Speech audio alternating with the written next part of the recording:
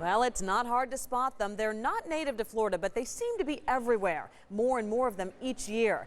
We're talking about an invasion of iguanas, which is killing native animals and eating up native plants. Photojournalist Pedro Cancio takes us on a revealing tour.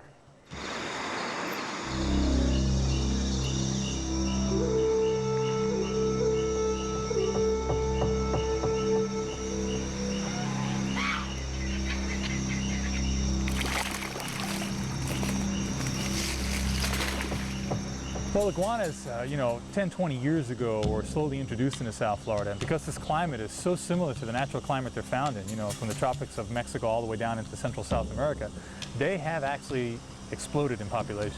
These animals have become so prolific that they are now commonly found anywhere throughout South Florida, to the point where they're actually becoming destructive. We are one big salad bowl for iguanas. Fairchild Tropical Botanic Garden is a public garden dedicated to conservation and education with a focus on tropical plants. And one species, there are less than 20 plants left in the wild. Now that is as close to extinction as you want to get. And we're propagating that species here. But we can't plant it out in the gardens because the iguanas will eat it. So we're having to keep the stock away from public display and locked up in our greenhouses where we can protect some of the more vulnerable plants against iguanas. People just have them as pets and then they release them. How many in here, iguanas? Oh, in the thousands. The problem is that they eat everything in sight. Because it's very expensive to put these trees in, and then you see that an iguana just sat on the tree and just eaten it all. What do you do to manage the situation?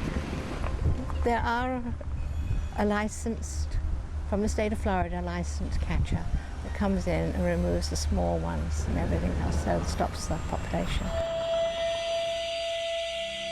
What we're doing tonight is we're going to try and locate as many invasive species of reptiles and amphibians. That's 2 so far.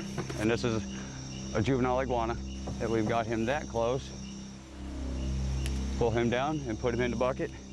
We try to do that with as much caution without hurting the animal as possible. And they're just extremely gorgeous specimens.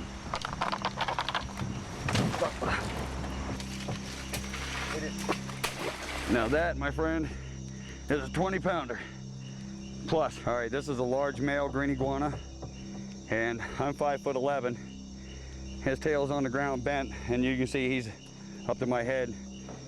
People go to the pet store and they see that cute little iguana, like the ones we pulled out of the trees earlier, the babies. Take a second look. Take a second look, because this is what they turn into right here. And if you don't want to keep this, and you don't want to house this, and you don't want to take care of this for the rest of its life, which could be very lengthy, Yeah. don't get them.